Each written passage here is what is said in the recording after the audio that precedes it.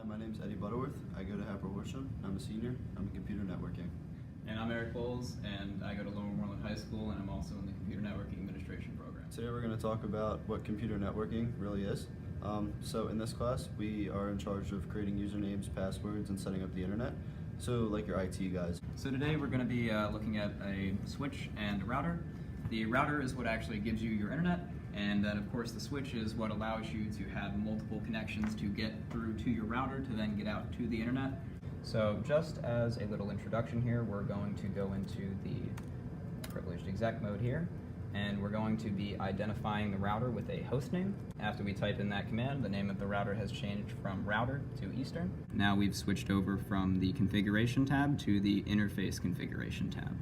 So what we're going to do here is just put in the IP command to specify that it is, of course, an IP address.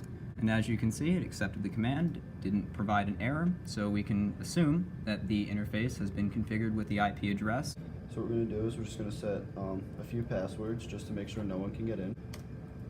And as soon as I hit enter, it wants me to give a password, so I'm going to type Eastern.